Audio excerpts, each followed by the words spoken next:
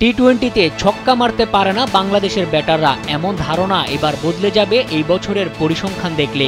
আন্তর্জাতিক টি-20তে স্বপ্নের মতো এক বছর পার করেছে টাইগাররা। এক পঞ্জিকা বর্ষে ৩১টি টি-20তে সর্বোচ্চ ১৫টি ম্যাচ জয়ের রেকর্ড গড়ার পাশাপাশি এক বছরে সবচেয়ে বেশি ছক্কা মারার রেকর্ডটাকে নতুন এক উচ্চতায় নিয়ে গেছেন তানজিদ তামিম, পারভেজ ইমনরা।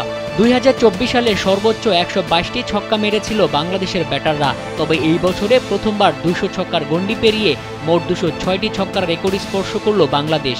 রেকর্ড ছক্কার বছরে কে কতটি ছক্কা হাঁকালেন চলুন জেনে নেওয়া যাক।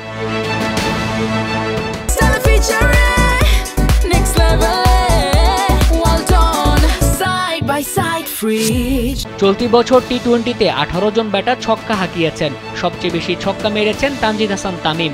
২০৬টি ছক্কার ৪১টি মেরেছেন এই বাঁহাতি ওপেনার।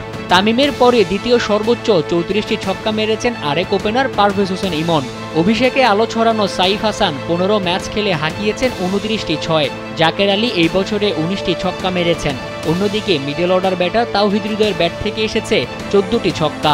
শামীম পাটোয়ারির ৯টি ছক্কাও আছে এই তালিকায়। চলতি মৌসুমে টেস্ট খেলুড়ে দেশ হিসেবে পাকিস্তান ও ওয়েস্ট ইন্ডিজের পর তৃতীয় সর্বোচ্চ ছক্কা মেরেছে বাংলাদেশ।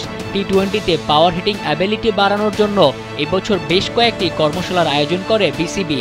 পাওয়ার হিটিং কোচ জুলিয়ান উডের তত্ত্বাবধানে প্রো ভেলোসিটি ব্যাটে জাকের শামীমরা রপ্ত করেছেন ছয় হাঁকানোর টেকনিক। বছর শেষের পরিসংখ্যান বলছে সমালোচনা হলেও কাজে দিয়েছে উডের টোটকা।